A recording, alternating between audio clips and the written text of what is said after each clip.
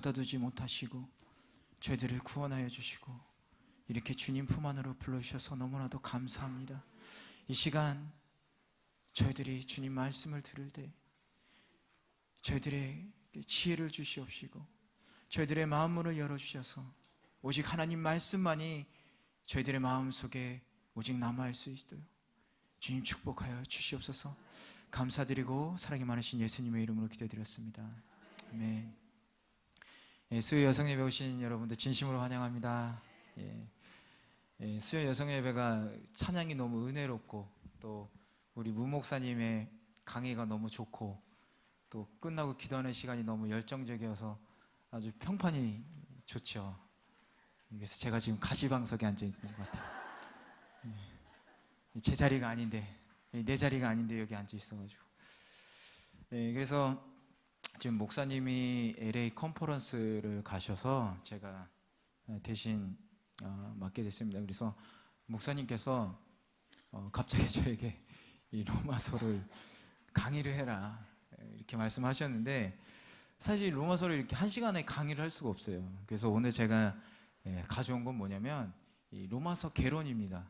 그래서 로마서를 이해하기 위해서 우리가 뭘 알아야 되나, 이 로마서라는 게 도대체 뭐가 좋은가. 하영주 목사님께서는 물에 빠지면 이 성경 66권 이렇게 다 한 권씩 있어요. 그래서 이게 물에 빠지면 로마서만 건지라고 그러셨죠. 이 기독교의 핵심입니다. 그래서 왜 로마서가 그럼 기독교의 핵심인가? 그것도 오늘 이렇게 전체적으로 다 알아보도록 하겠습니다. 그래서 성경 말씀을 한번 읽고 시작을 하겠는데요. 로마서 1장 16절 17절 한번 읽어보도록 하겠습니다. 우리 한 목소리로 한번 읽어볼까요?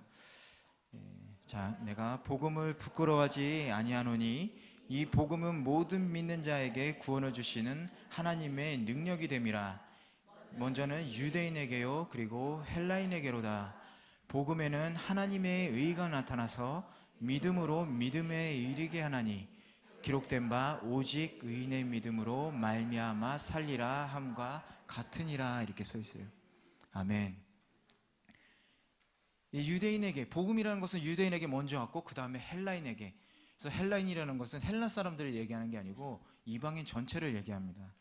그리고 믿음으로 살리라, 이게 무슨 얘기일까요? 우리가 그 믿음으로 산다는 것, 이렇게 살아간다는 것도 있겠지만 저희가 오직 그 믿음으로 구원받았다, 이걸 말하는 것이죠. 그래서 이 로마서의 핵심이라는 것은 뭐냐면 한국어에서는 이신득이, 이신칭의라고 합니다. 그래서 일본에서는 신코 기닌이라고 그래요. 이게 무슨 얘기냐면 믿음으로 의를 얻었다, 믿음으로 의롭다 칭함을 받았다, 이게 한국말로 이런 뜻이에요. 일본말로는 믿음으로 신코니요테 기토 미도메라레다. 그래서 신코 기닌입니다. 그래서 같은 얘기예요. 그래서 이게 바로 로마서의 핵심, 이 오늘 같이 읽은 본문이죠. 믿음으로 말미암아서, 믿음으로 말미암아서라는 얘기죠. 그래서 이 로마서를 사실 이해하려면 두 사람에 대해서 저희가 확실히 알아야 될 사람이 있어요. 어떤 사람이냐면 장 칼뱅하고요, 그 다음에 루터입니다. 마틴 루터. 근데 두 사람을 다 저희가 하기에는 시간이 너무 적어서 루터만 오늘 이렇게 짚고 넘어갈 거예요. 루터가 왜 루터를 우리가 모르면 이 로마서를 이해하기가 어렵나, 그거로 제가 자세히 설명을 드릴 거예요. 근데 제가 가볍게 들어가기 전에 질문 하나 던질게요. 이 로마 교회는 누가 세웠습니까? 여러분 아세요? 로마 교회는 누가 세웠어요? 네? 자, 그러면 알겠어요. 사도 바울 손 한번 들어보세요. 그럼 자, 베드로다. 안 드신 분들은 사실은 누가 세웠는지 몰라요. 로마 교회는 누가 세웠는지 모릅니다. 그래서 증거가 있어요. 무슨 증거가 있냐? 그 바울이 서신을 쓸 때 이렇게 얘기를 하죠. 로마 교회 방문한 적 없다. 그리고 하지만 경고하게 이렇게 교회가 잘 운영되고 있다는 건 알고 있었어요, 바울이. 근데 왜 베드로가 세우지 않았냐? 왜 그러냐면 베드로에 대한 언급이 로마서에 하나도 없어요. 근데 만약에 베드로가 그 로마 교회를 감독하고 있었다면 바울이 거기에 편지를 보내지 않았겠죠. 바울 밑에 있는 베드로가 관리하고 있는 교회에 사도의 권위가 있다고 하더라도 멋대로 편지를 보내지 않았을 거예요. 그리고 또 역사적인 배경이 하나가 있는데 뭐냐면 글라우디오라는 그 로마 황제가 이제 유대인을 다 쫓아냈죠, 로마에서. 그게 그런 사건을 해서 베드로도 쫓겨나서 베들레헴에 있었다고 그럽니다. 그렇기 때문에 로마 교회는 자생적으로 생기는 교회예요. 자생적으로 생기는 교회입니다. 일단 그것만 일단 알아두시고 그럼 이제 루터에 대해서 들어가 볼게요. 그럼 루터는 이 로마서 강의를 루터가 사실은 했습니다. 뒤쪽에서 이제 조금 다시 설명을 드리겠지만 루터가 로마서 강의의 목표를 뭐라고 그랬냐면 모든 육적인 의를 다 뿌리채 뽑아버립니다. 육적인 의를 뿌리채 뽑아버린대. 거기에 목적이 있다고 그랬어요. 그리고 루터는 인간의 의, 하나님의 의, 이 차이를 명확하게 아주 날카롭게 구분했습니다. 그리고 하나님의 의에 대한 발견이 바로 이 루터 종교개혁 사상의 본질적인 동기가 됐죠. 그러면 자, 루터가 말하는 의라는 게 뭘까요? 오늘도 믿음의 의, 계속 우리 성경에 의가 신학에 들어오면 바울 때문에 계속 의가 계속 나와요. 의. 도대체 의가 뭘까요? 사실은 이 의라는 것은 인간의 구원과 관련이 있어요. 근데 방금 말씀드렸듯이 루터가 이 로마서 강의를 하면서 인간의 의 그리고 하나님의 의라는 것을 구별했다고 그랬는데 그럼 인간의 의라는 것은 무엇이냐 이거죠. 그래서 인간이 의라는 것은 무엇이냐면 자기의 도덕적 행위, 인간의 도덕적 행위로 자기의 선행을 통해서 만들어지는 의다. 인간의 선행, 도덕적 행위가 의라는 거죠. 그게 바로 인간들의 의라는 겁니다. 그럼 하나님의 의란 뭘까요?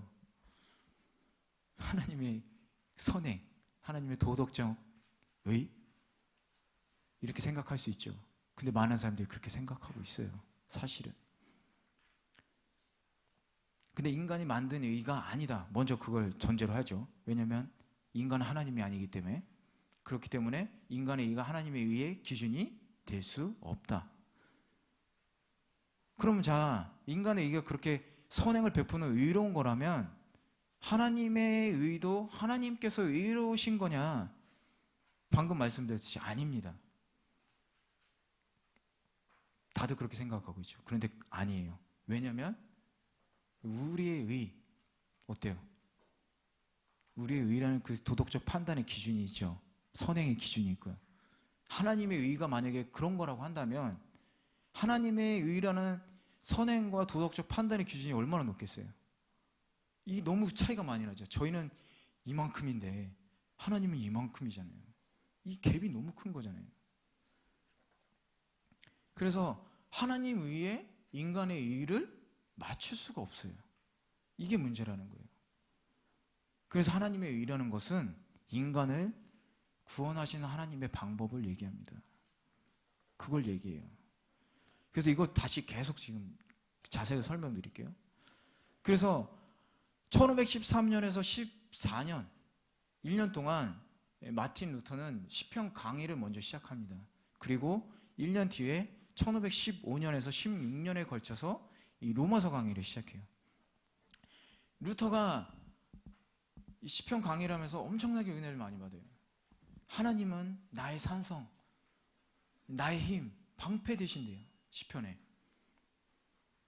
여러분 이 말씀 들으면서 여러분 가슴에 와닿으세요? 와닿으세요?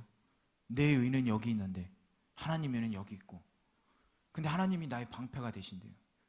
저쪽에 계신 하나님이. 와닿으세요? 저는 안 와닿았어요. 이게. 저는 고등학교 때 세례를 받았어요. 근데 세상에서 그냥 뭐 흔히 얘기하는 날라리 크리스찬이었죠. 왜냐면요. 하나님의 존재는 제가 알았어요. 근데 하나님은 너무 멀리 계시는 거예요. 하나님은 하늘에 계신 하나님. 여기에는 안 계셔. 너무 멀리 계시잖아요. 하나님 살아계시는 거 알아요. 너무 멀리 계세요. 내 생활 속에서 아무 의미가 없어요. 난 이렇게 힘들어 죽겠는데 하나님은 멀리 계세요. 그런 하나님이시니까. 이게 안 와닿잖아요.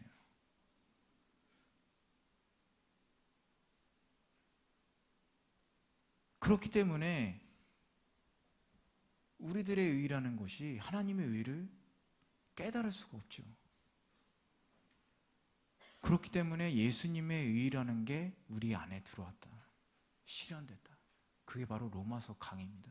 로마서가 그런 거예요. 그럼 루터를 더 알기 위해서는 이 루터가 살았던 중세 시대를 알아야 됩니다. 그래서 여러분 보신 자료에 중세교회 교리라는 게 있는데, 중세교회에서 말하는 그럼 선행이란 무엇이냐? 봉사 이런 것도 다 선행이에요. 구제 이것도 다 선행이에요. 기도 이것도 선행입니다. 이것들이 의가 된다고 생각한 거죠, 중세교회. 근데 또 어떻게 생각했는지 아세요? 이게 의이기 때문에 이런 행위를 함으로써 구원을 받는다고 생각을 한 거죠. 내가 구제하고 내가 봉사하고 내가 선행하고 이런 것들이 다 의가 되기 때문에 이런 것들을 하면 구원받는다고 생각했죠. 그런데 루터는 선행은 구원받는 조건이 아니다라고 명확하게 얘기합니다. 그렇다고 해서 봉사하지 마세요, 구제하지 마세요 이런 얘기 아니에요. 기도도 하지 마세요. 이건 의가 아니니까 그거 해봐야 구원 안 받으니까 하지 마세요 이런 얘기는 아니에요. 그럼 무슨 얘기냐면 이런 모든 행위들이, 선행이라는 것들이 구원 받으려고 하는 행위가 아니고 구원 받은 자가 하는 행위다라는 거예요. 잘못 알고 있는 거죠. 이런 행위를 함으로써 구원을 받는 게 아니고 구원 받은 자가 하나님께 감사해서 마음에서 우러나와서 선행을 하고 기도를 하고 이렇게 된다는 거죠. 구제를 한다는 거죠. 이 목적이 잘못됐다는 거예요. 한국에 유명한 가수가 있었어요. 남자 가수가. 어머님이 절실한 크리스찬이세요. 근데 이 사람이 우울증이 걸렸습니다. 왜 우울증이 걸렸어요? 그래서 우울증이 걸려서 이 사람이 별의별 수단을 다해요. 어떤 짓을 하냐면, 어떤 행동을 하시냐면요, 벌어놓은 돈으로 또 구제를 엄청나게 해요. 내가 술 먹고 담배 피고 온갖 세상적인 걸 다 해도 내 안에 기쁨이 없는 거예요. 죽겠죠. 그래서 선행을 해요. 선행을. 구제를 합니다. 엄청나게 기부를 해요. 결국은 우울증이 걸렸어요. 우울증이. 왜 그럽니까? 그게 구원의 행위가 아니기 때문에 그런 거예요. 채울 수가 없는 거예요. 이 마음을 채울 수가 없는 거예요. 자기는 선행을 했는데 난 왜 이렇게 우울한 거야? 난 왜 이렇게 괴로운 거야? 그렇게 되는 거죠. 그래서 유명한 예입니다. 이게 바로. 근데 또 이거 뭐 아시는 분은 아시니까 얘기하지만 이상준 목사님도 우울증이 있었죠. 어머니도 절실한 크리스찬이세요. 그런데 이상준 목사님 어떠세요? 예수님 믿고 목사님 되셨잖아요. 훌륭한 목사님이시잖아요. 이런 게 다르다는 겁니다. 그래서 이런 행위로 인한 위기가 판을 치던 중세 교리 안에서 루터가 어땠냐? 루터가 종교개혁자였죠. 성격이 막 이랬을까요? 베드로처럼? 절대 아니에요. 루터는 온건파 수도승이었었어요. 아주 온건파였어요. 아주 착실한 수도승이었어요. 수도사에게는 3대 소원이 있었습니다. 뭐냐면 청빈, 가난하게 사는 거, 재산을 갖지 않는 거, 그 다음 순결, 결혼하지 않는 거, 그 다음 순명, 명령에 순종하는 거. 루터는 수도사의 소원을 지키면서 열심히 살았어요. 옛날에 중세 수도사들이 그 자급자족이었죠. 밭을 갈아서 야채 뭐 이런 거 따서 먹고 육체적인 노동을 하면서 몸을 정결하게 했죠. 그런데 어땠냐면 매일매일 고뇌하기 시작하는 거예요. 죄를 짓고 있다. 난 죄인이다. 나는 이렇게 청빈하면서 순명하면서 순결을 지키고 있는데 내 머릿속에서는, 내 마음속에서는 죄가 끓어오르는 거예요. 정욕이 생기고. 그러니까 어떻게 하냐면 고해성사를 합니다. 수도승도도 매저 그 고해성사를 해요. 자기 그 리더한테 가서 고해성사를 해요. 매일매일 고해성사예요. 루터는 정말 그 일본말로 마지미한 사람, 성실한 사람이에요. 매일매일이요. 그러니까 그 리더도 미치겠죠. 다른 애들은 한 달에 한 번 올까, 뭐 6개월에 한 번 올까 하는데 얘는 매일 와가지고 용서해 달래요. 그 정도로 루터는 자기 죄 때문에 고뇌를 했었습니다. 매일 죄로 고백하고 용서받아도 또 내일 난 또 죄인이구나. 이걸 계속 고뇌하면서 사는 거예요. 그래서 루터의 그 스승이 스타비시라고 하는데요.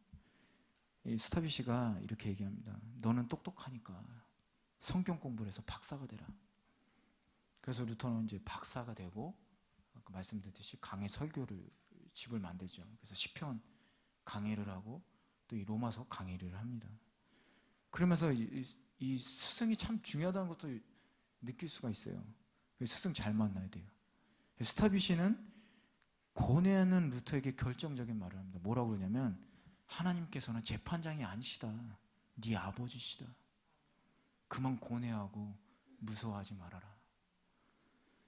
근데 실제로 여러분도 신앙이 있지만 이 중에서도 그런 분들이 있을 거예요. 하나님 무서워요. 심판받을까 봐 무서워요. 그러신 분들 있잖아요. 물론 죄에 대해서 하나님은 반드시 심판하십니다. 하지만 사랑의 아버지라는 거 우리가 잊으시면 안 되죠. 그리고 심판을 하기 위해서 하나님이 우리를 구원하시는 게 아니죠. 심판하고 믿지 않는 자들을 심판하시는 거죠. 그럼 이렇게 절실한 그 온건파 루터가 왜 종교개혁을 했나? 설명하기 전에 다시 한번 또 짚고 넘어요. 하나님의 의라는 게 뭐라고 그랬죠, 제가? 인간에게 주신 하나님의 의라는 거죠.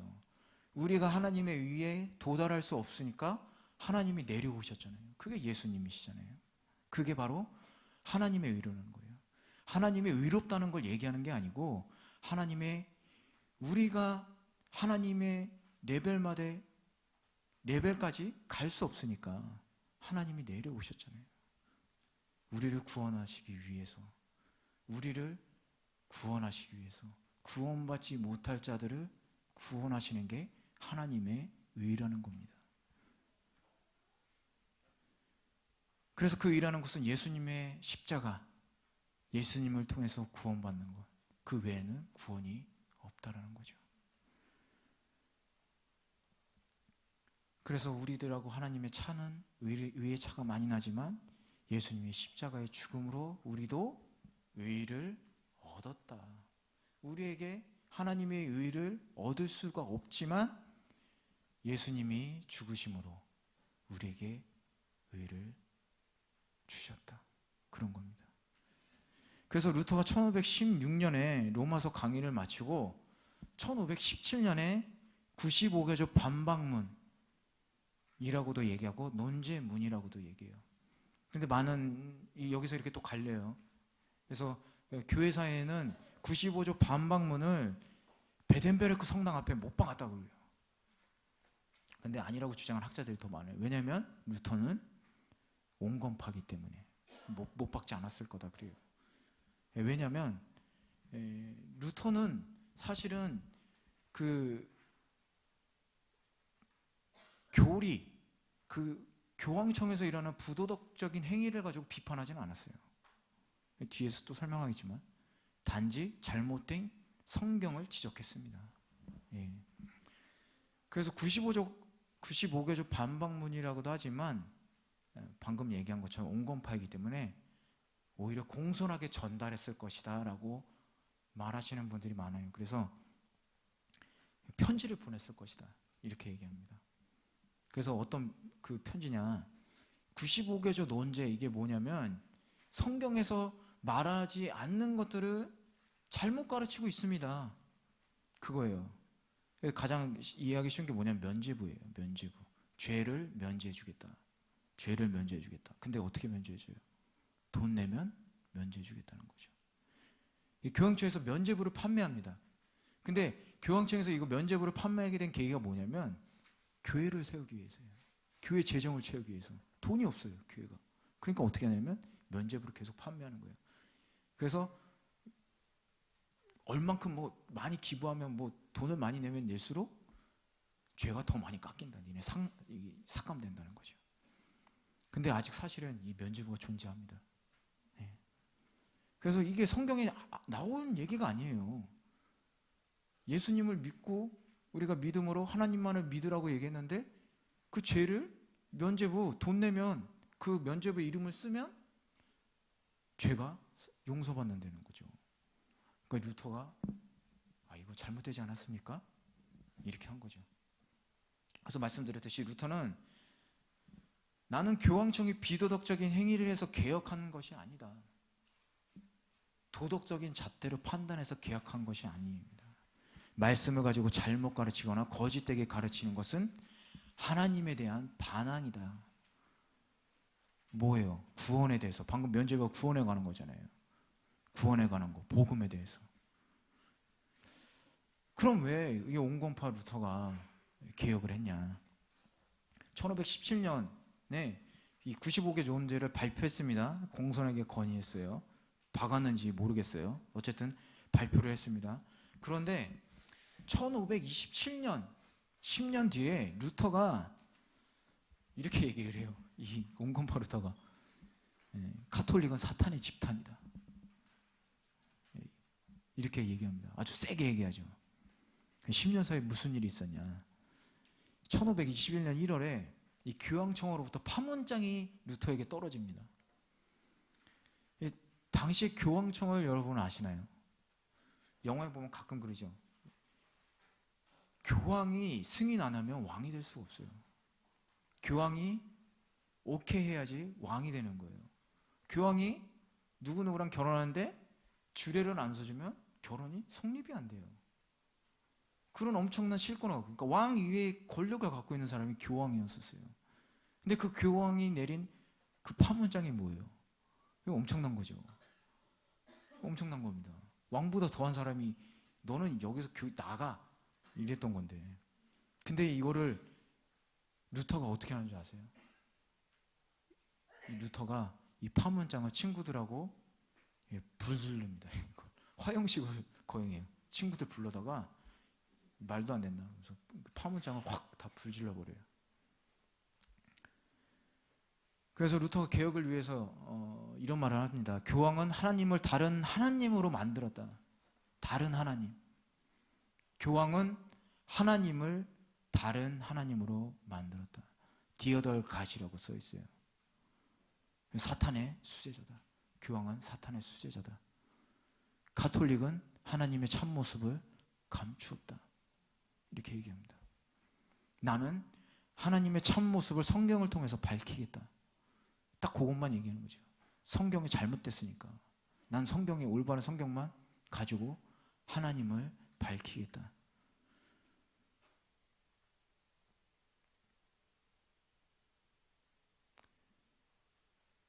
그래서 그때 그 중세 교회가 얼마나 타락해 있었냐면은 아까 제가 그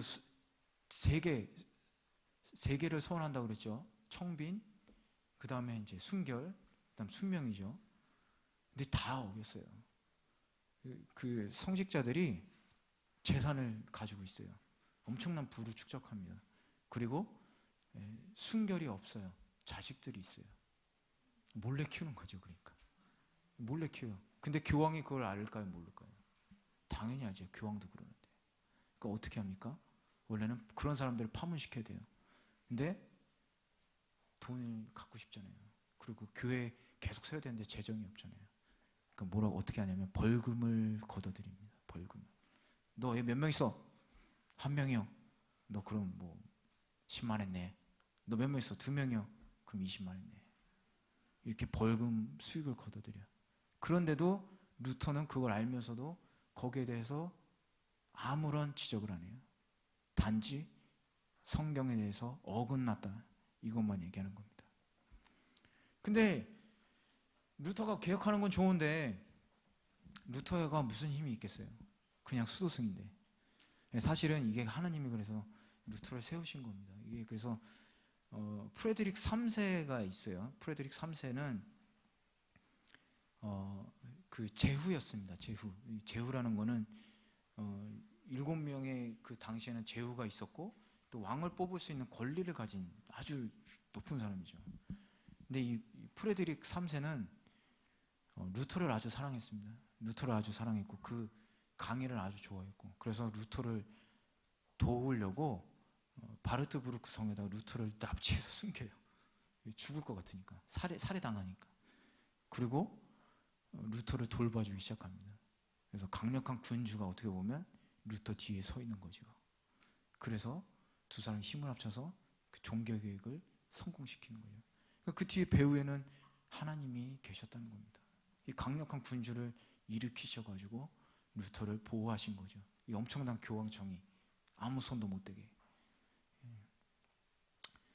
그래서 왜 우리가 지금 루터에 대해서 얘기했냐? 바로 이겁니다. 루터가 그 중세 시대, 그 더러운 타락한 그 시대에 살면서도 자기의 신앙을 지키려고 아무리 노력하고 몸을 고되게 하고 노동을 하고 기도를 해도 나는 오늘도 죄인인 거예요. 이 고뇌 속에서 이 로마서를 통해서 내 의로는, 이 행위로는 구원받을 수가 없구나, 이거를 깨달은 겁니다. 그게 바로 로마서라는 거예요. 율법으로 구원받을 수 없다. 오직 믿음으로 말미암아 구원받을 수 있다는 게 바로 로마서입니다. 그래서 벌써부터 얘기하면 재미가 없는데 다음 주에는 저희가 갈라디아서 강의를 할 거예요. 근데 오늘 제가 로마서 강의를 하면서 루터를 알아야 로마서를 이해할 수 있다고 그랬죠. 갈라디아서 할 때는 새 인물이 또 등장할 겁니다. 그게 바로 바울이에요. 다음 주에는 바울을 또 우리가 알지 못하면 갈라디아서를 이해할 수가 없어요. 그래서 다음 주에는 바울에 대해서 또 설명을 드릴 텐데, 재밌는 건 뭐냐면 바울이 갈라디아서에서는 이렇게 얘기해요. 율법은 저주다. 근데 로마서에서 율법은 저주라고 안 하죠. 선한 거다. 율법은 선한 거다라고 얘기해요. 갈라디아서가 AD 55년 정도에 쓰인 걸로 기록되어 있어요. 그다음 로마서는 56년이라고 알고 있어요. 1년 뒤에 로마서가 쓰여졌습니다. 이유가 다 있어요. 그걸 이제 다음 주에 설명을 드릴게요. 그래서 이제 루터까지 저희가 이제 알았기 때문에 로마서로 이제 들어가는데, 이 로마서는 그럼 인간의 여러 단계 중에 있어요. 인간 구원은 여러 단계 중에 있는데, 우리 인생이 구속순환을 성취하신 예수 그리스도를 믿음으로 우리가 그의 영적으로 그리고 또 법적으로, 이 법적으로라는 건 무슨 뜻이냐면 저희가 죄인이 됐잖아요. 법적, 그러니까 예를 들어서 저희가 세상 그 법으로 얘기를 한다면 죄인을 뭐 예를 들어서 공소시효가 끝나거나 뭐 이렇게 되면 그 법적 효력이 없어지죠. 그렇죠? 그거랑 똑같습니다. 우리가 죄인이었어요. 죽어야 돼요. 그 효력이 없어졌다. 예수님의 죽음으로, 대속으로 인해서 법적 그 죄에 대한 그 모든 효력이 없어졌다. 그걸 얘기합니다. 그래서 그 그리스도의 공로로, 그게 그 의로 인해서 법적 지위도 회복됐다. 어떻게 회복됐어요? 하나님의 백성 되는 지위로 저희가 회복된 거죠. 그래서 의를 얻었다라고 하는 거예요. 의를 얻었다, 이렇게 얘기하는 겁니다. 근데 제가 이거 하나는 또 꼭 반드시 짚고 넘어가야 되는데, 로마서 핵심은 이 이신득이에요. 신코 기닌이에요. 근데 이게 다가 아닙니다. 로마서는 이게 다가 아니에요. 왜 다가 아니냐면 로마서에서 얘기하는 건 이것만 얘기하고 있기 때문이 아니에요. 죄에 대해서도 다 얘기해요. 어떤 죄들이 있는지에 대해서 반드시 얘기하고, 또 율법에 대해서도 다 일일이 다 설명을 합니다. 그리고 거기서 끝이지 않고 구원받은 사람들이 어떻게 살아가야 되나, 기독교 윤리라는 건데 거기에 대해서도 바울이 다 얘기를 해요. 그렇기 때문에 핵심은 의지만, 의로 인해서 우리가 구원을 받는 거지만, 믿음으로 구원을 받는 게 핵심이지만 로마서는 이게 전부가 아닙니다. 그것만 일단 알아두시면 좋을 것 같아요. 그래서 로마서는 서신입니다. 로마 교회에 보낸 서신이죠. 그리고 로마 교회에 그 문제점이 있었는데 왜 바울이 이 로마서를 쓰게 됐냐, 왜 편지를 쓰게 됐냐, 그거를 또 이제 제가 설명을 드렸는데, 이 로마라는 것은 로마 제국 전체를 가리키는 게 아니에요. 로마시, 수도를 가리키는 거예요. 그래서 이 로마시에 세워진 로마 교회를 로마서를 썼기 때문에 1차적인 수신 대상으로 생각하고 있습니다. 바울은. 로마 교회는 예루살렘을 그 방문해서 오순절의 성령 강림 사건을 그 지켜본 사람들, 그 디아스포라 유대인이라고 그러죠. 디아스포라, 흩어진 유대인들이 기항에서 세운 교회라고 알려져 있어요. 그래서 특정 사도가 세운 교회가 아니다. 아까 말씀드린 대로 자생적으로, 자발적으로 모여서, 그 신앙을 가진 사람들이 모여서 세워진 게 로마 교회다라는 것입니다. 그래서 이 로마 교회는 바울이 로마서를 이렇게 보낼 당시만 하더라도 사도들에게 직접적으로 그 복음의 진리에 대해서 교육을 받지 못했어요. 그래서 로마 교회에서는 진짜 그 로마시, 여기 일본어 얘기하면 동경이죠. 그런데도 걸맞지 않게 잘 몰랐어요.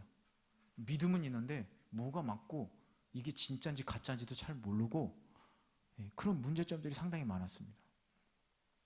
근데 바울은 이 교회를 여러 차례 방문하려고 이렇게 시도를 했지만, 왜 방문하려고 했냐면 이제 제대로 된 가르치기 위해서죠. 내가 가지고 있는 은사를 나눠주자, 내가 가지고 있는 이 복음을 전파하기 위해서. 근데 그게 안 됐습니다. 그래서 번번이 무산됐죠. 무산됐지만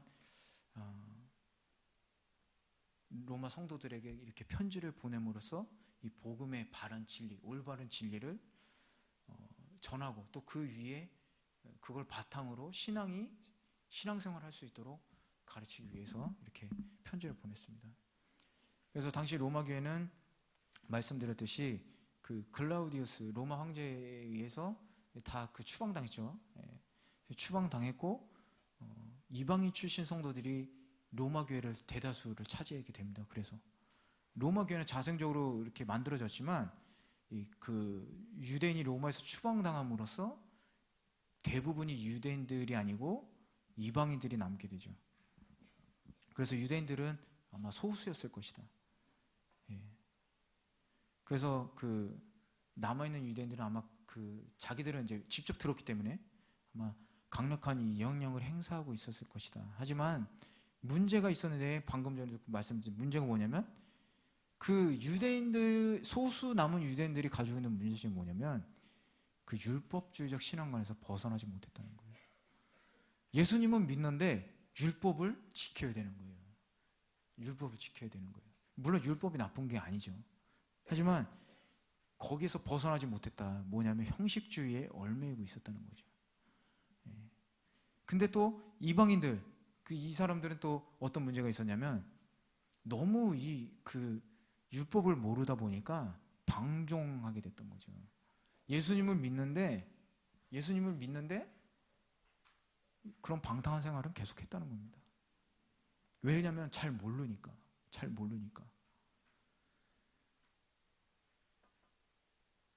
그래서 결국 유대인 출신 신자나 이방인 출신 신자들 모두가 복음의 진리를 제대로 알지 못하고 잘못된 신앙생활을 하고 있었다는 거죠.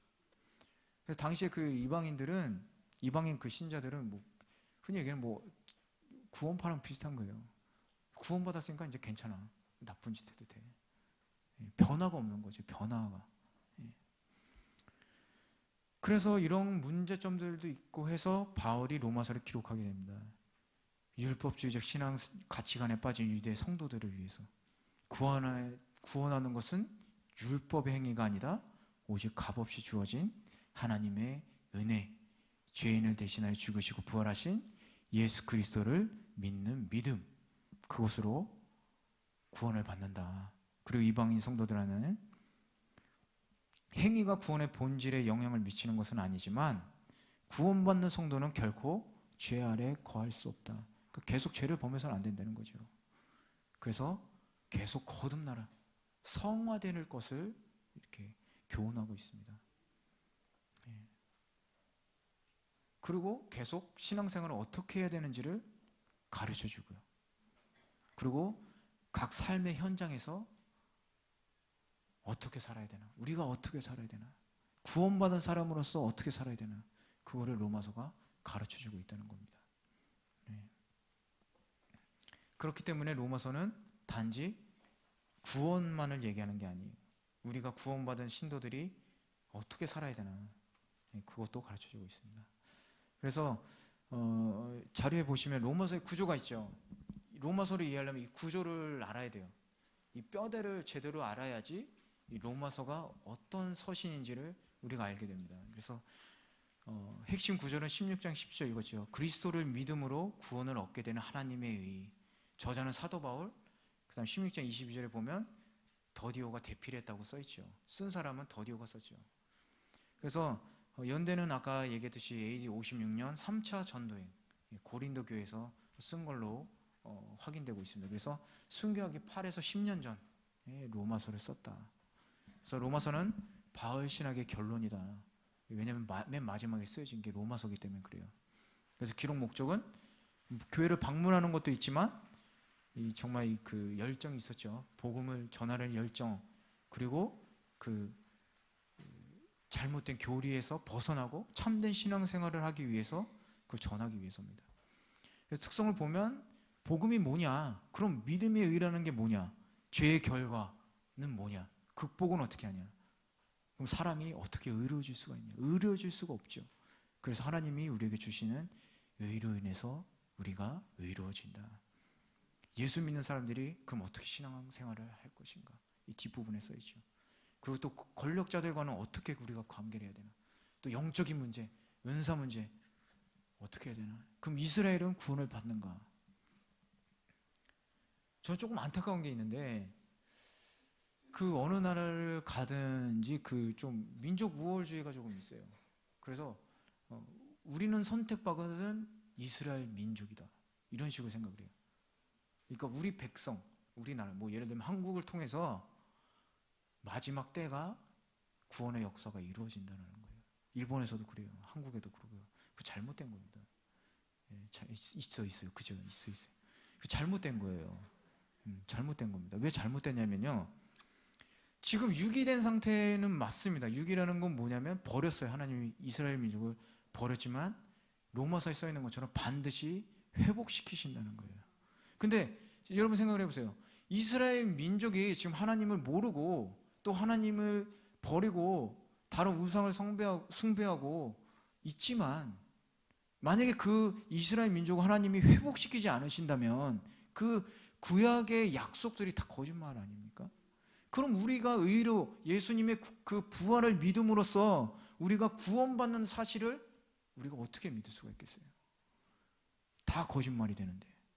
그렇기 때문에 하나님은 반드시 바울 서신에 써 있는 것처럼 이스라엘 민족을 마지막 때에 반드시 회복시키십니다. 그로 인해서 하나님 나라가 완성될 거예요. 지난번에 김상성 목사님 말씀하신 그대로예요. 다시 흘러들어가고 있는 거죠. 그래서 개요를 보게 되면 1장에서 15절까지는 이거 1장에서 17절로 나누시는 분들도 계신데 이거 뭐 그렇게 크지 신경 안 쓰셔도 됩니다. 뭐가 맞네 틀리네 이럴 필요는 없어요. 사도 바울 자신을 소개하고 있죠. 편지 쓴 배경, 왜 내가 편지 썼냐, 복음에 관한 모든 얘기를 또 증거하고 있죠. 그래서 이거 그래서 내가 왜 하나님의 사도된 자인가, 왜 부르심을 받은 자라는 걸 증명하면서 16, 17절에 복음의 핵심이 오직 하나님의 의다. 그리고 18절에서 1장 마지막까지 어떻게 나와 있어요? 죄에 대해서 계속 나오죠. 30 몇 가지인가 나와 있을 겁니다. 한번 읽어보세요. 근데 이때 그 바울이 쓴 죄라는 게 쫙 열거가 돼 있죠. 지금하고 어때요? 똑같죠. 동성애 나오고요. 이건 뭐 기회가 있으면 다시 하겠지만 똑같다는 거예요. 똑같다는 거. 지금이나 이 시대나 악한 건 똑같다는 거예요. 그 시기 악한 시대에 우리가 살면서 그럼 어떻게 돼요? 그러니까 바울이 로마서를 쓴 거예요. 우리가 행위가 아니라 믿음을 가지고 이 신앙생활을 어떻게 해야 되나?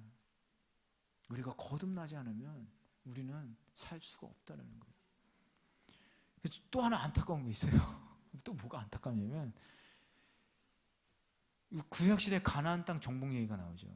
가나안 땅은 자꾸 천국에 비유해요. 아니에요. 그 옛날 그 적인데 아니에요. 이스라엘 민족이 가나안 땅에 들어가서 다 구원받았습니까? 아니잖아요. 이 가나안 땅에 들어가서 정복해야 되잖아요. 정복. 하나님 정복하라고 그러셨어요. 근데 정복 안 하고 어떻게 됐어요? 다시 거꾸로 정복당하잖아요. 우상 몰아내라고 다 몰아내라고 그랬는데 안 몰아냈잖아요. 어떻게 됐어요? 우상 섬기잖아요. 가나안 땅에 들어간 게 천국 가는 게 아니에요. 그렇기 때문에 우리들이 세례를 받고 신앙인이 됐다는 건 이제 신앙생활을 시작한다는 거예요. 이제부터 신앙생활 시작이에요. 우리들은. 그러니까 어떻게 돼요? 가나안 땅에 들어가서 우리는 끝났다. 아니잖아요. 우리가 구원받았으니까 끝났다. 우리는 뭐 천국 백성이에요. 하지만 우리는 이 더러운 죄가 가득한 세상에 살기 때문에 이 세상에 살아갈 동안은 우리는 신앙을 지키고 계속 거듭나야지 천국 간다는 겁니다. 물론 그러면은 뭐 나중에 죄악진 뭐 죄 지은 사람들은 뭐 천국 안 갑니까? 이거 되게 어려운 문제죠. 신학적인 문제인데 거기까지 생각하지 마시고 그냥 지키시면 돼요. 지키기 싫으니까 자꾸 그러면 어떻게 좀 해보려고 안 그러셔도 돼요. 왜냐하면 성경에서는 거기에 대해서 언급 안 하고 있어요. 언급 안 하고 있어요. 대신에 사도 바울이 뭐라고 그럽니까? 경주가 끝나지 않았다고 그러잖아요. 나는 지금 달리고 있다. 우리도 달려야 된다는 거잖아요. 안 끝났다는 겁니다. 그게 중요한 거예요. 가끔 그 청년들이 그래요. 이렇게 뭐 결혼에 대해서 막 제가 이렇게 막 얘기를 하면은 아니 그러면은 저기 뭐야 교회에서 이렇게 막 손잡고 스킨십 하는 건 안 됩니까? 하고 싶으니까 물어보죠. 그러면 제가 그래요. 그럼 내가 된다고 하면 너 할 거고 안 된다고 하면 안 할 거야? 그거 아니잖아요. 우리들 신앙도 똑같아요. 그게 아니거든요. 우리가 구원받았으니까 자 그럼 뭐 이 로마에 있는 이방인들처럼 방탕한 생활 옛날처럼 죄 짓고 살아도 되냐 이게 아니거든요. 그럼 뭐 죄 지었으면 다시 죄인 됩니다. 그럼 안 할 거예요? 아니잖아요. 우리는 죄 지을 수밖에 없잖아요. 그러니까 죄 안 짓고 살아야 된다는 거잖아요. 그거를 로마서에서 다 제시를 하고 있다는 겁니다. 예.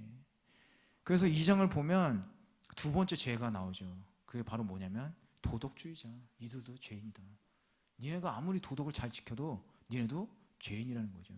그래서 2장 17절에서 3장 초반부까지 세 번째 죄 뭐냐? 유대인들, 니네들도 율법주의자들, 니네들도 죄인이다. 그리고 사도로 된 나, 바울도 죄인이라는 거죠. 다음 주에 바울에 대해서 자세하게 얘기하겠지만 바울이 얼마나 이 나쁜 놈입니까? 스테파노를 죽였잖아요. 그렇죠? 살인자죠.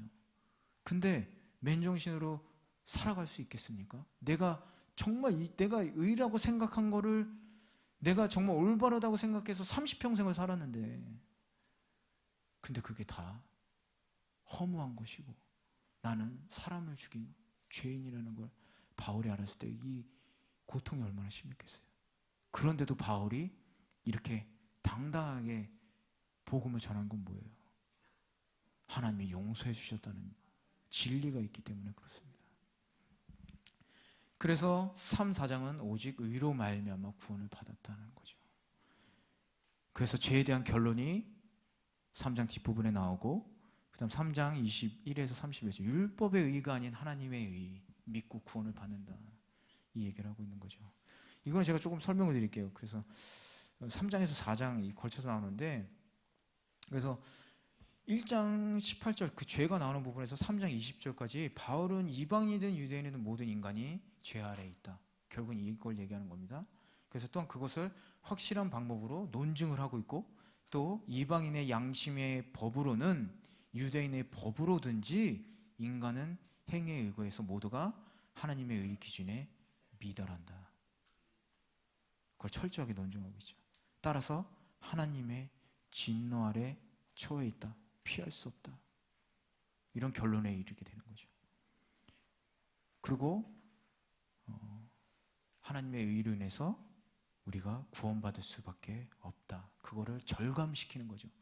니네 이렇게 살면 결국엔 다 죽을 수밖에 없는 거야.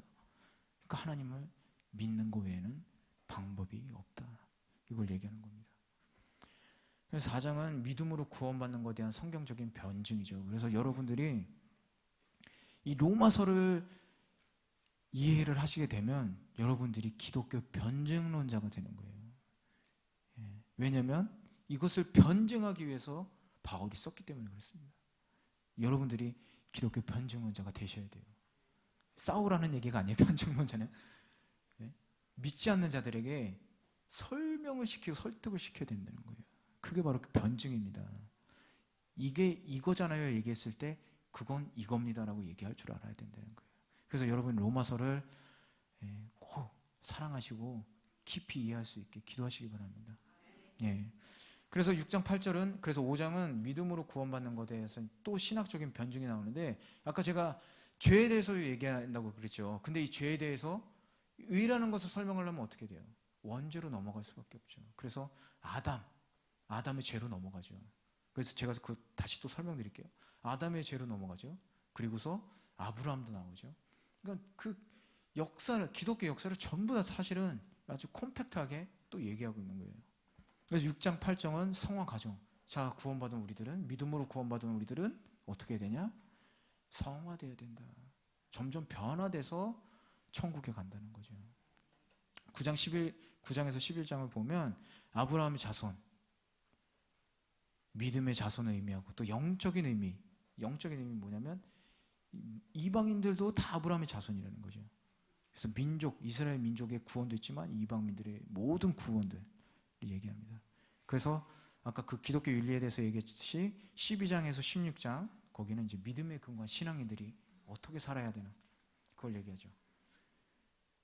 그리고 또 안 믿는 자들과 우리가 어떻게 관계를 맺어야 되나. 그리고 덕이 되지 않는 행동은 하지 않아야 된다. 그게 제일 중요합니다. 예. 우리가 교회에서 안에서 항상 뭐 이렇게 하려고 그러면 이게 맞잖아요. 맞아요. 우리가 몰라서 그걸 뭐 안 돼요 그런 거 아니에요. 덕이 안 되니까. 맞는 건 맞는데 맞는 대로 다 갈 수가 없잖아요. 그러니까 그런 거예요. 그래서 우리가 교회에서 뭐든지 할 때는 물론 세상에서도 그렇지만 내가 이걸 함으로 덕이 되냐 안 되냐를 알아야 돼요. 하나님이 왜 은사 주셨습니까? 덕을 세우라고 하셨잖아요. 고린도전서에. 덕을 세우기 위해서 은사 주셨다는 거예요.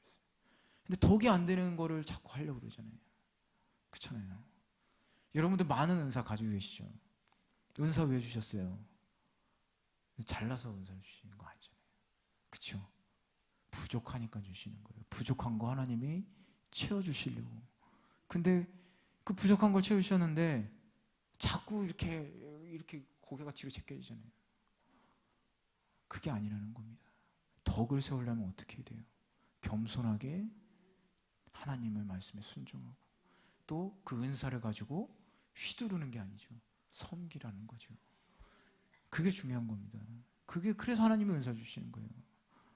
예. 그래서 15장 이제 보면 예수 그리스도로 본받는 삶이 어떤 건가 이렇게 또 나오죠. 그래서 로마서의 구조를 이렇게 한번 쫙 훑었습니다. 그래서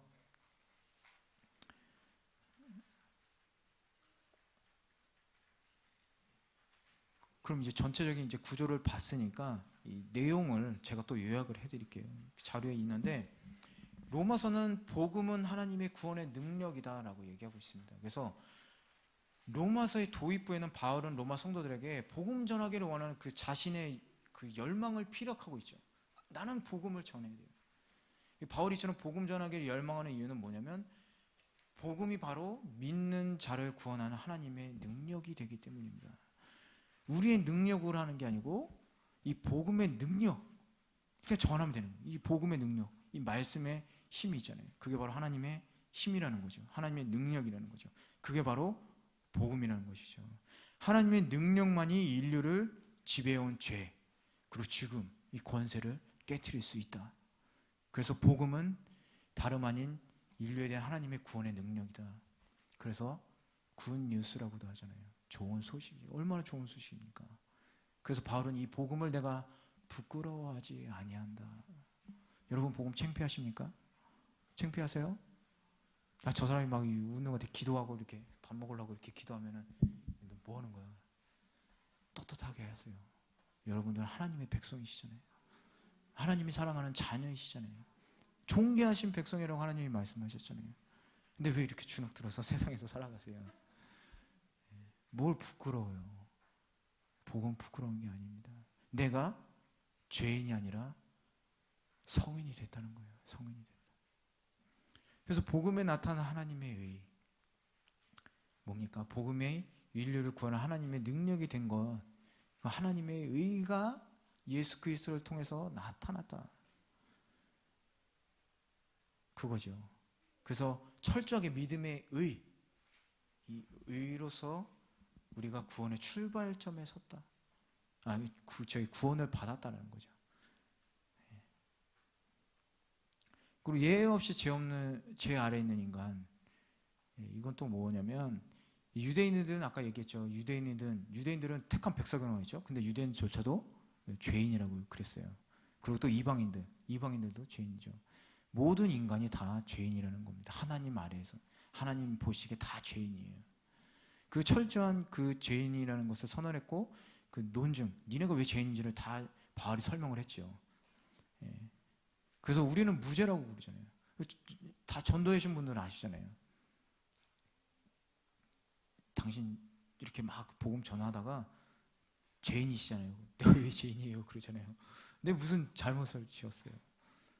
특히 그 일본 분들은 아주 그 마지막하시잖아요. 성실하시잖아요. 열심히 살아 질서를 지키고 어긋난 행동 안 하시려고 하고 남한테 폐 안 끼치려고.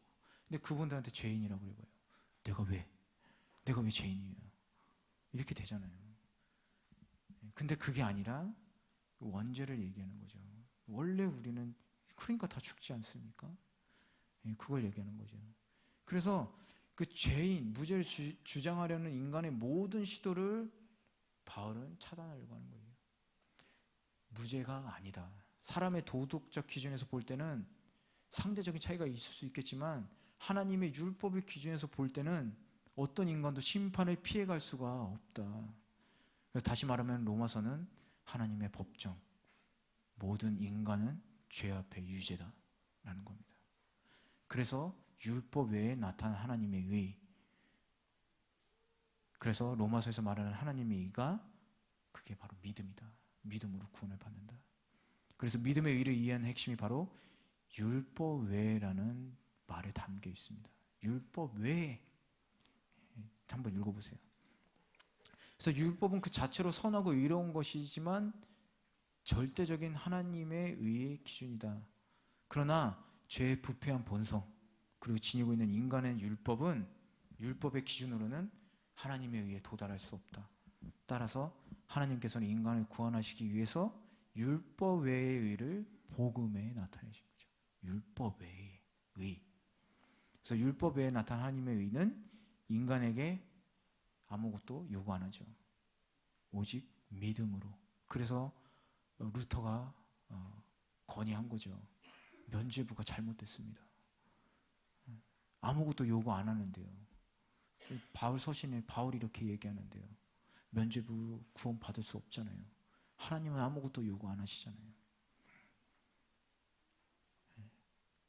그래서 곧 그리스도의 죽음을 통해서 나타난 하나님의 사랑을 단지 믿고 받아들이기를 성경은 원하죠.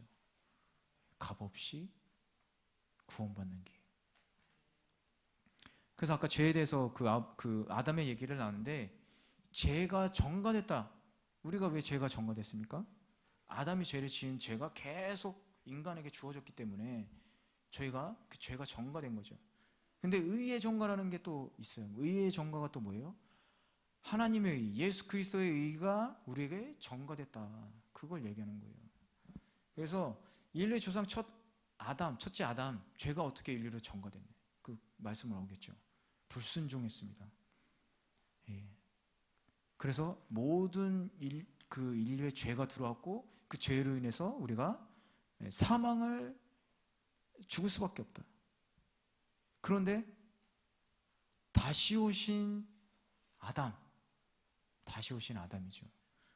다시 오신 아담이 그거를 회복시켜 주셨잖아요. 다시 회복시켜 주셨어요. 그래서 그 죄가 소멸되었고 또 풍성한 은혜, 영생을 누릴 수 있게 되었다. 그리고 성도의 성화, 아까 말씀드린 성화죠. 이렇게 해서 구원을 받았어요. 예수 그리스도의 의가 전가돼서 우리가 그 믿음으로 구원을 받았어요. 그럼 우리는 어떻게 되냐? 그걸로 끝나는 게 아니다. 그래서 믿음이라는 것은 우리를 의롭게 만드는 힘이 있다. 우리를 의롭게 만드는 힘이 있다. 우리가 믿었는데 구원은 받았어요. 근데 계속 예수님을 믿고 사랑하지 않으면 그 의가 효력이 발휘가 안 되겠죠. 그렇기 때문에 우리가 진정으로 예수님을 믿는다면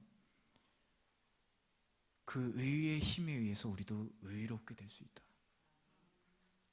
그래서 로마서는 성도는 오직 믿음으로 의롭다 함을 얻었을 뿐만이 아니라 믿음으로 의롭게 된 성도가 하나님의 거룩을 반영하는 새로운 삶을 산다는 거예요. 그게 바로 성화의 삶. 이렇게 살아야 된다. 이걸 제시하고 있습니다. 성령을 쫓는 삶. 이게 바로 뭐냐? 로마서에서 성령을 쫓는 삶이 나오는데 이게 무슨 삶이에요? 우리가 성령을 쫓는 삶을 살면 어떻게 됩니까?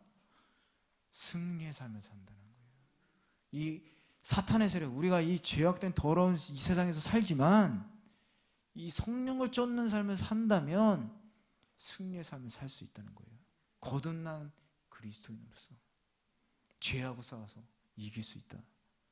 우리들 다들 겪고 계시잖아요. 이 갈등이 많잖아요. 갈등이. 이 왜 갈등이 생겨요? 이 내 인격, 내 자아, 이 성령님하고 계속 부딪히잖아요. 그렇죠? 성령님은 이렇게 하래요. 근데 난 그렇게 하기 싫잖아요. 그러니까 힘들죠. 그러니까 신앙생활하기 힘들죠. 전 저희 농크리스찬 분들한테 반드시 그 얘기합니다. 저희 구원받으시면 더 힘들 거예요. 구원받아서 축복받는 건 사실입니다. 하지만 힘들 거예요. 왜냐하면 이 세상에서 살려면 힘들어요. 신앙 갖고 살기가 얼마나 힘듭니까? 막 자꾸 누가 뭐라고 하는 사람 밉잖아요. 화나잖아요. 근데 하나님은 사랑하라고 그러잖아요. 어떻게 사랑할 수 있어요? 못 사랑하잖아요. 그렇죠? 내가 해야 하는 게 100% 옳아요. 누가 봐도 옳아요. 근데 저 사람은 나를 핍박하잖아요. 그렇잖아요. 얼마나 힘들어요. 사회에 있었으면 가서 욕이라도 한바탕 해줄 텐데 하지 말라고 그러니까 얼마나 힘듭니까? 근데 바로 그게 우리가 변화되고 있다는 증거예요. 그래서 저는 이게 갈등이 있으신 분들은 아직 건강하십니다라고 얘기해요. 영적으로 건강하다고. 이 갈등이 없으면 끝난 거예요. 끝난 거예요. 벌써 성령님 내쫓고 성령님 쫓아다니는 삶이 아니라 성령님 내쫓고 내가 성령님 막 끌고 가려고 그러는 거예요. 그러니까 마음에 갈등이 없죠. 갈등이 생길 수밖에 없어요. 그런데 우리가 성령님을 쫓아 살면 어떻게 돼요? 마음이 편안하잖아요. 마음이 편안하잖아요. 손해 봐도 편안하잖아요. 내 의로 한 게 아니니까 편한 거예요. 그래서 우리는 성령님을 쫓는 삶을 살아야 됩니다. 그래서 최후 승리의 확신. 사도 바울은 성도가 이렇게 성화되는 삶을 살면서 이 6장 8장에서 이렇게 기록이 되어 있어요. 이 성화에 대해서. 그리고 최후 승리에 대한 확신을 얘기하고 있습니다. 그래서 성화의 삶을 살아간다는 것이 이 땅을 살아가는 동안에 우리는 계속 진행 중이잖아요. 그렇잖아요. 죄 또 짓잖아요, 우리는. 근데 또 우리 회개하고 용서받잖아요. 그거 또 안 살려고 노력하고 또 죄 안 짓고. 이거 계속 진행 중이에요. 하지만 결말은 우리는 승리한다. 불확실한 게 아니다. 우리는 승리해서 면류관을 쓸 것이다라는 겁니다. 그게 바로 중요한 거죠. 그래서 우리는 죄와 싸우죠. 매일 싸우죠. 그리고 연약함으로써 넘어지기도 하잖아요. 하지만 그리스도 안에 있는 하나님의 사랑으로 인해서 우리는 궁극적인 승리를 얻을 수 있다는 겁니다. 이게 로마서예요. 그리고 또 후회가 없는 하나님의 은사와 소명이 있어요. 그래서 바울은 9장하고 11장에서 이스라엘의 문제를 얘기해요. 아까 제가 말씀드렸죠. 이 이스라엘 문제를 언급합니다. 유기하시지 않았다. 하나님은 지금 유기 상태에 있지만 결코 버리시지 않는다. 버리시지 않는다. 왜냐하면 그게 버리신다면 하나님 스스로가 본인의 신실함을 저버리게 되는 거잖아요. 그렇기 때문에 이스라엘은 반드시 회복된다. 이스라엘 불순종이 있었지만 하나님의 의에 의해서 하나님의 신실함으로 이스라엘 민족들이 구원받을 것이다라는